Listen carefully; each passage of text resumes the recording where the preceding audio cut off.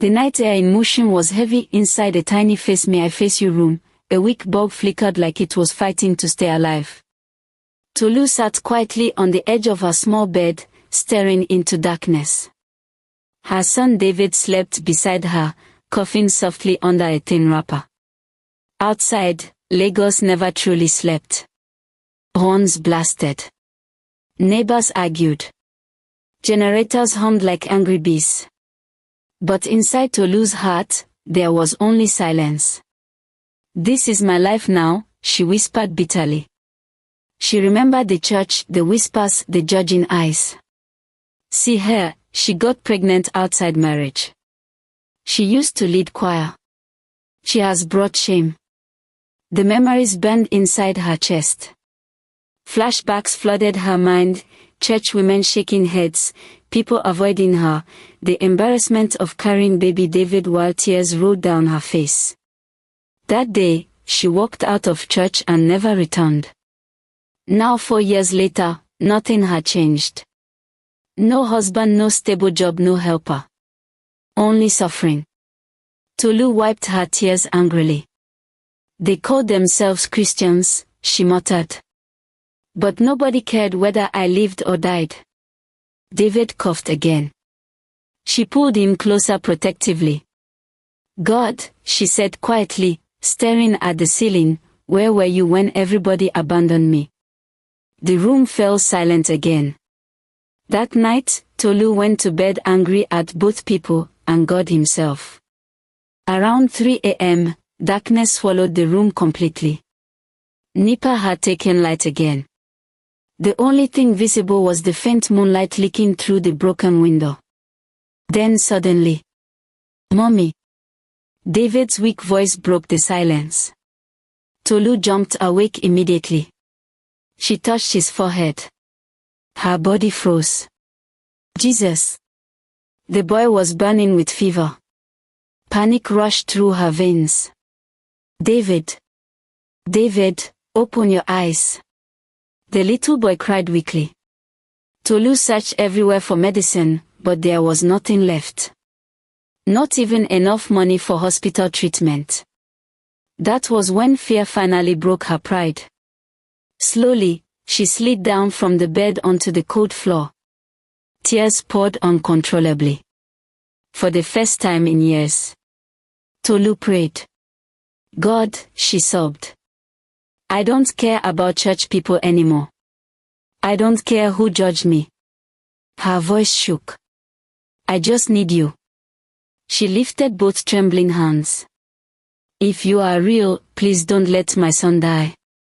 The room became strangely calm. No thunder, no loud voice from heaven. Just peace. A warm feeling filled the room gently like invisible arms wrapping around her. Tolu closed her eyes. Then suddenly, a flash. She saw herself wearing white. David was healthy beside her. And somehow, she was smiling again inside a church. Tolu gasped softly.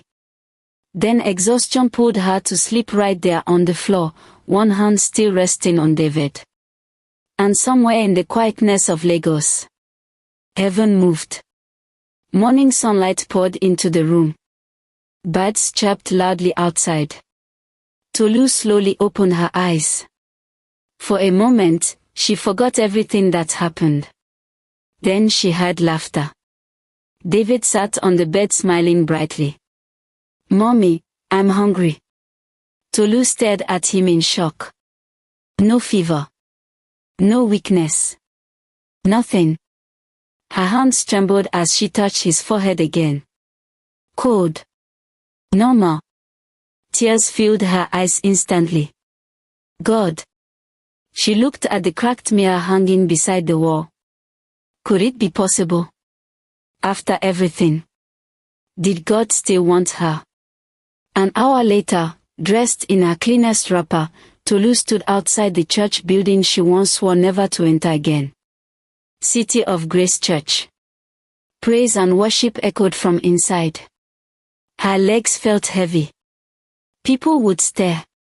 People would talk. But this time, she wasn't returning because of people. She took a deep breath and pushed the church door open. Immediately, heads turned.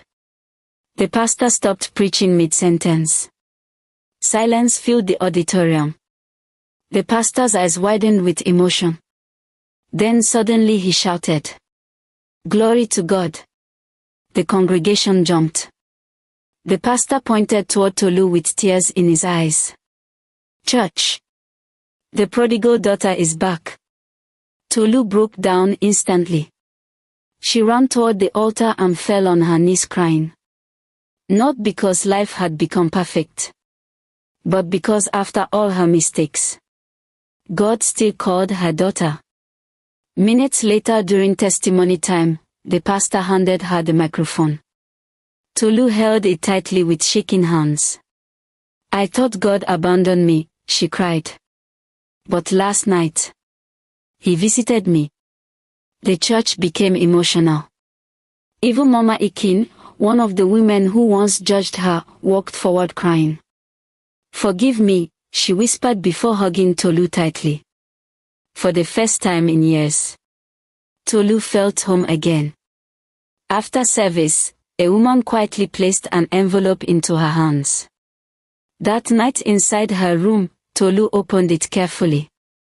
Inside was a job offer letter. Her mouth dropped open. Then she screamed joyfully and hugged David tightly. Tears rolled down her face as she laughed.